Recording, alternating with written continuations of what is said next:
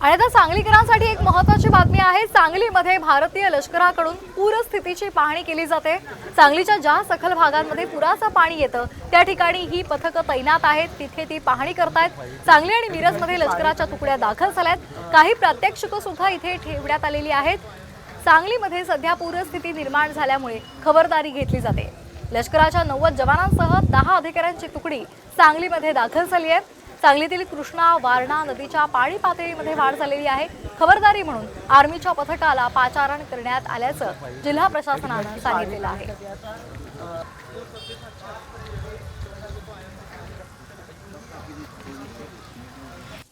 सांगली महानगरपालिका हद्दीमध्ये आयर्विन बीचची पातळी आज सकाळी इशारा पातळीपर्यंत म्हणजे 40 फुटापर्यंत वाटचाल करत आहे आणि धोका पातळी ही 45 फुटाची आहे। अजून 5 फूट याच्यामध्ये फरक आहे। तरीसुद्धा पुढील 24 तासामध्ये ही पाण्याची पातळी आणखी 2 ते 3 फूट जाण्याची शक्यता आहे। त्याचा संभाव्य धोका लक्षात घेता मागील 2 दिवसापासून त्या 45 फुटापर्यंत नागरिकांना आवाहन करून तयार राहण्यासाठी सूचना महानगरपालिका प्रशासनानं दिलेल्या आहेत।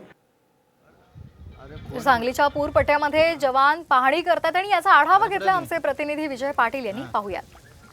सांगलीच्या कृष्णा नदीची पाणी पातळी वाढल्यामुळे सांगलीमध्ये लष्कर दाखल झालेलं आहे। आपण पाहू शकता की या ठिकाणी लष्कराकडून प्रात्यक्षिक या ठिकाणी सुरू करण्यात आलेले आहेत। ज्या सकल भागामध्ये पाणी येतं त्या ठिकाणी लष्कराची तुकडी या ठिकाणी दाखल झालेली आहे आणि पाहू शकता की आपली बोट लष्कराची घेऊन हे नदीपात्रामध्ये उतरलेले आहेत आणि लोकांना कसं रेस्क्यू करायचं, काय हे करायचं याची पाहणी या ठिकाणी करत आहेत।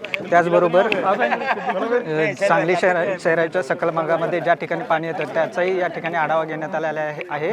सांगलीची कृष्णेची पातळी 40 पर्यंत पोहोचलेली आहे। त्यामुळे सांगलीमध्ये 2 तुकड्या या ठिकाणी दाखल झालेल्या आहेत, एक सांगलीमध्ये आणि एक मिरजेमध्ये। आणि या सांगलीच्या कर्नाळ रोड परिसरामध्ये आता लष्करांचं या ठिकाणी प्रात्यक्षिक सुरू आहे। कॅमेरामॅन सुजितसह विजय पाटील, साम टीव्ही न्यूज, सांगली।